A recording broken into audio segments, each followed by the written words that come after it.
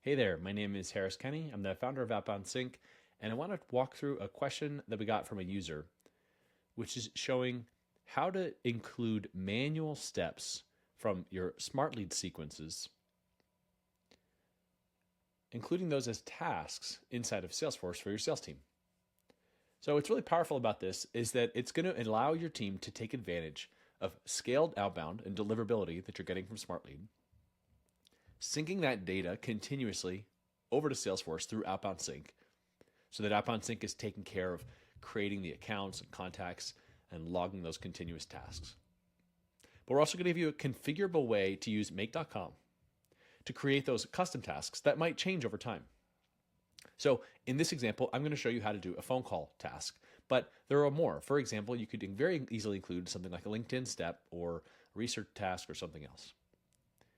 Now, we've already built this entire thing, so let's just jump in and I'm going to show you how it works. Now, starting with Smartlead, we open the settings and go to the webhook menu. Here, we're going to create a webhook. Now, I'm going to jump ahead to make, and we'll come back to this later. Using make.com, the first thing we want to do is in our scenario, we want to create a step where we have a webhook receiver. This is what Smartlead is going to send the data to. This destination is where Smartlead is going to send those manual step events as they occur. Once you create this step and you activate the webhook, you can send a test payload from that URL in Smartlead using the Send Test to Webhook button. Now make sure that you have the manual step reached event type selected because that's the event that we want to send over.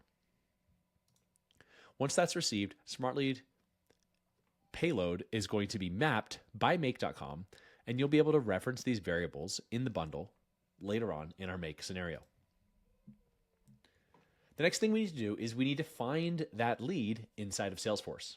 Now, this is where OutboundSync helps because I can tell you the first version of our product 2 years ago, we built it, started using make.com.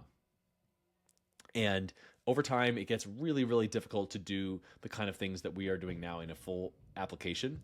But if you want to just do simpler, shorter steps like a single lookup and a single task creation, and then have OutboundSync writing that underlying core activity and making sure that the accounts and the contacts and those relations are consistently set correctly, handling all the formatting of the JSON and other things like that, doing that within Salesforce's API limits and with a secure app, all those things are where I think that where we're adding a lot of value and making life easier. But that doesn't mean you can't use any automation like this. And in fact, as I'm showing you today, I think this is a really valuable thing for sales teams. So you have OutboundSync running in the background so that when Make does this search, that does this lookup, it's a lot easier because you know that the data is already in there because you've already had your OutboundSync automation happen in these earlier steps inside of your Smartlead sequence. And that removes a lot of complexity. So we do our lookup. We take the lead email that we got from that Smartlead bundle, in this case, dinesh@gmail.com. We do that lookup. We only need one because we're just going to create a single. This is where we don't want to have dupes, duplicates, and things like that. But of course, we're going to get a whole set of fields related to that record. So we're using the search records SOQL node in our make scenario. I added a little step here, which is that I want to filter. I want to only create a call task if I have a phone number to call. And so, the workflow here, what this would really look like if you want to think about the whole thing end to end is that step one, you build a list and you import it into Salesforce using something like a Clay. And you add any enrichment data, anything you might need, like phone numbers, job titles, industry, anything else you might want to include. OutboundSync is running in the background, syncing activities as they run, as the campaign executes. And then you get to a manual step. And this is where we're going to look, make sure we have a phone number for that contact in Salesforce. And if we do, we're going to proceed. Now, you can imagine that there are other things you could do here. You could say, if there's no phone number, do something else. Similarly, you could have automation and include LinkedIn. So there's a lot you can do here, but I just kind of wanted to build a basic end-to-end scenario that I thought would get the job done. Finally, we want to create our task. So we're actually going to use the create record module. And I went ahead and pre-populated this with some things. So we are filling in some of the fields from the earlier search bundle, which is the contact ID, the account ID. I've hard coded what I want to call this task, the subject line. I've set a due date and just normal priority. I left the status as not started because we haven't started the step yet. Set the owner ID to be of the task, to be the owner of the contact from that we found in the previous step. And then I'm pulling that description over from Smartlead, which is going to have potentially some more information about what to mention during the call or details about the campaign, things like that. Now, because OutboundSync is going to be syncing activities, you're also going to have emails logged on this record, and you're going to have the campaign name and other details about the campaign, which will be really helpful context when you jump on the phone. Obviously, we're logging this as an outbound call. I set a reminder, and that's it. So what I'm going to do now is I'm going to run this whole thing, sending a test payload, and we're going to see how it works. So this is running now. This is waiting for a payload. So let's do this one more time. Okay, cool. So that payload was just received in Smartlead, from Smartlead, excuse me. We did our lookup. So here we are. We have our Dinesh Smartlead is the lead name. This is the email address. And we're going to use that email address as our unique identifier. Here we can see that we found the Dinesh Smartlead contact.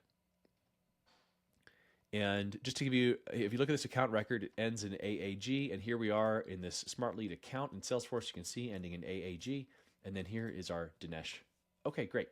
So now we've got our contact created, ending in AAT. And here you can see this is the same contact ID. And you can see our manual step call task right here. And we've got the comments, the description got pulled in from Smartlead. We've got all the details that we referenced earlier. And what I've done here is I've also included the naming convention that OutboundSync is using for when it's logging email, so that you can have reporting that's going to include these manual steps alongside other reports based on tasks inside of Salesforce. So you can see our phone filter worked, and this was our created record. And this is our created task. And if you look at the end here, record ID ending in EAA, record ID ending in EAA. This is our task that we've created. Let's just work through how we might solve some of little edge cases that might come up on our own. Let's take a new contact. We've got Jane Doe. And let's just run this search only. So I'm right clicking and I'm going to do run this module, and I'm going to search for the Jane Doe contact. Here you can see we found her. Contact ending in AAU. This is the same record. Now let's just imagine we want to test something different. So I'm going to run the last module here, which is create a record. I'm going to skip over this phone filter. And so in order to do this, I've saved the account, contact, and some of the other identifying information that we're going to need to actually run just this, because creating a record has a couple dependencies here. It has these variables that we're referencing. So we've also got the owner and the description. And so I'm going to run this, but in order to run it, I'm going to pull over some of those variables. So I've got the account ID here. I've got the contact ID here. And then lastly, the owner ID. And I'm just going to put, this is a manual test for the internet. Oh, hi. Okay. We're going to run that. And here we are just testing the very, very end of our make scenario. Here you can see it looks like it was successful. We've got a task created ending in EAQ. So let's just give a refresh here. Give a refresh here. All right. And we've got it. So this is the one that we just created. And you can tell there's a difference because it has a different description than the one that we created before. So this is a different example of just, again, finding a specific record that already exists, running this test through, seeing how it works. So pretty cool. Going back here, I'll just show you really quick. So this is that naming convention I referenced earlier. So if you wanted to have reporting that would show all Smartlead related activity that includes both the emails themselves as well as manual steps, because we included in the task subject this naming convention from OutboundSync, we've got that bracket Smartlead. We can build reports off of that, and then we can branch that off and say, okay, show me tasks where it's email sent, show me tasks where instead this includes manual step. Now, we also have OS here for OutboundSync in brackets at the beginning of the task subject, but this could be SL, Smartlead, for like a Smartlead direct task, or you could put OutboundSync for there as well. This is going to be really where the Salesforce admin or whoever's in charge of making sure that your account is working well, like Salesforce admin by title or by role. You're going to really want to focus on these naming conventions, because this is your foundation for your data or your context layer. And then later, as you start looking at agentic workflows using Agentforce and other things, and even just basic reporting, naming conventions are going to be the key. They're going to be the key to laying a good foundation.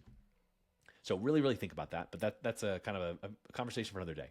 So anyway, I hope you find this helpful. I hope you try it out. This is something we're going to be doing a lot more, figuring out how we can do deeper support for workflows and automation for sales teams in Salesforce using OutboundSync. But hopefully this is a little helpful set of tips that you can use. And by combining these additional steps, we've found that teams are much more successful using phones, using LinkedIn, even using things like direct mail through platforms like Sendoso or Grove Cookie Company. These extra steps, in addition to just any one channel, is where we're finding people are getting really amazing results. So anyway, thanks for watching. Have a great day, and we'll see you on the next one.